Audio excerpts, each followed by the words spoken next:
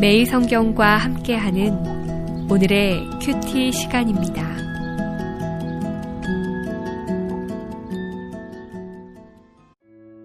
(5월 11일) 오늘의 말씀은 역대상 13장 1절에서 14절입니다.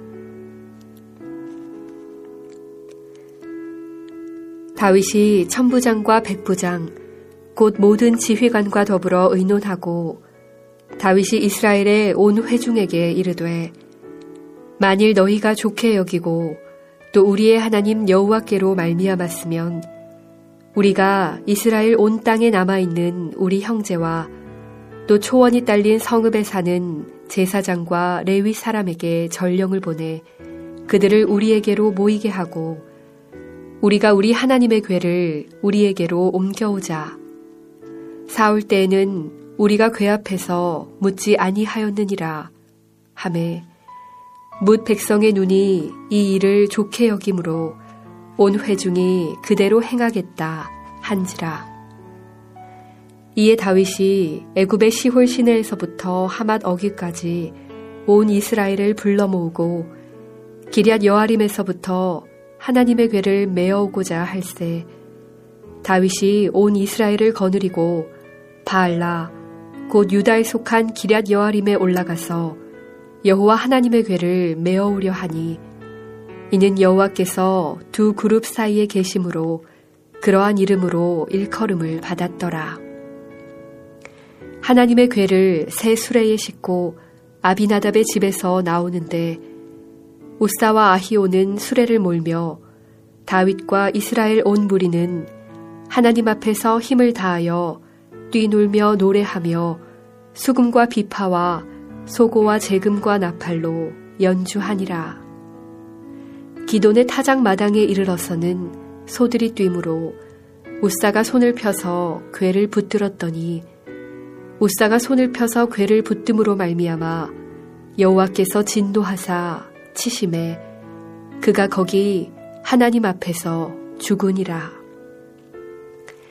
여호와께서 우사의 몸을 찢으셨으므로 다윗이 노하여 그곳을 베레스 우사라 부르니 그 이름이 오늘까지 이르니라. 그날에 다윗이 하나님을 두려워하여 이르되 내가 어떻게 하나님의 궤를 내 곳으로 오게 하리요 하고 다윗이 궤를 옮겨 자기가 있는 다윗성으로 메어들이지 못하고 그 대신 가드 사람 오베데돔의 집으로 메어가니라. 하나님의 궤가 오베데돔의 집에서 그의 가족과 함께 석 달을 있으니라. 여호와께서 오베데돔의 집과 그의 모든 소유에 복을 내리셨더라.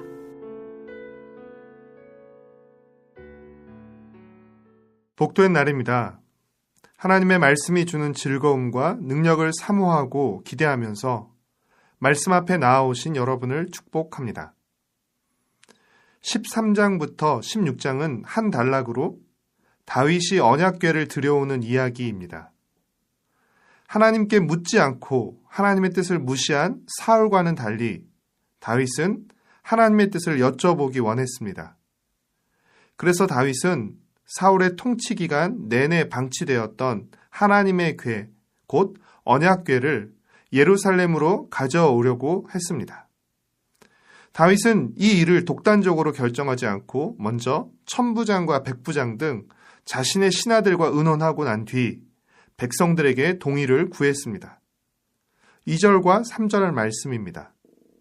다윗이 이스라엘의 온 회중에게 이르되 만일 너희가 좋게 여기고 또 우리의 하나님 여호와께로 말미암았으면 우리가 이스라엘 온 땅에 남아있는 우리 형제와 또 초원이 딸린 성읍에 사는 제사장과 레위 사람들에게 전령을 보내 그들을 우리에게로 모이게 하고 우리가 우리 하나님의 궤를 우리에게로 옮겨오자.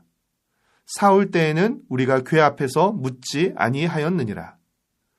모든 이스라엘 백성은 다윗의 제안을 좋게 받아들였고 법궤를 가져오기로 했습니다.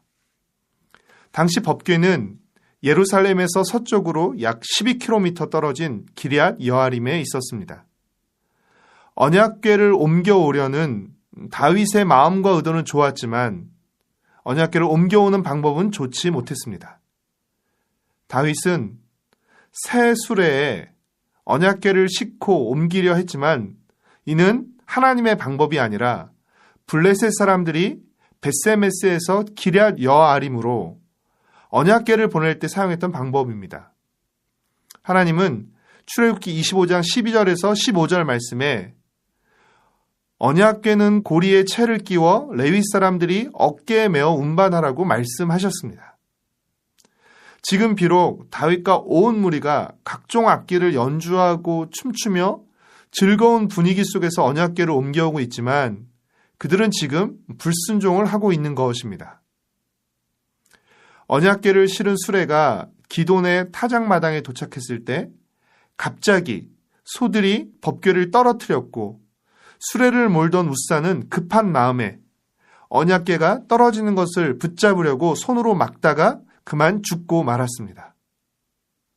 눈앞에서 하나님의 무서움을 목격한 다윗은 하나님을 두려워하며 원래 계획대로 법궤를 다윗성으로 가져오지 못하고 방향을 틀어 오벳에돔의 집에 두게 됩니다.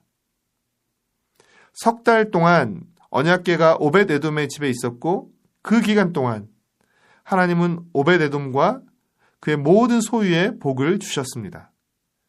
14절 말씀입니다. 하나님의 궤가 오벳에돔의 집에서 그의 가족과 함께 석 달을 있으니라. 여호와께서 오벳에돔의 집과 그의 모든 소유에 복을 내리셨더라.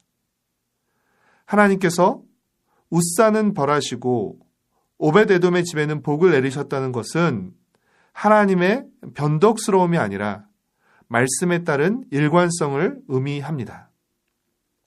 순종에는 복이, 불순종에는 진노의 결과가 뒤따르는 것입니다. 웃사의 죽음이 보여주듯이 의도가 좋다고 해서 아무 방법이나 사용해도 되는 것은 결코 아닙니다.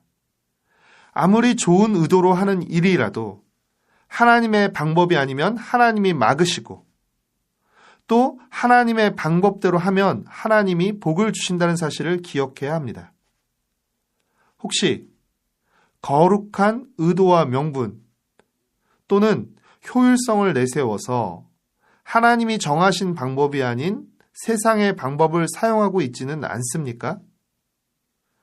그 어떤 의도와 명분도 순종보다 우선하거나 순종을 대신할 수는 없습니다. 겸손히 주님의 뜻을 묻고 주님의 방법을 따름으로써 주님이 주시는 복을 풍성히 누리는 복된 하루와 인생 되시길 축복하고 응원합니다. 기도하겠습니다. 사랑하는 주님, 행여나 주님의 일을 한다고 하면서 무례하거나 불법을 저지르지 않게 하여 주시옵소서. 일의 시작부터 마지막까지 모든 과정에서 하나님의 뜻을 묻고 하나님의 말씀을 따르게 하여 주시옵소서. 저와 제 가족 그리고 우리 교회가 온전히 하나님께 순종함으로 하나님의 복을 누리게 하여 주시옵소서. 예수님의 이름으로 기도합니다.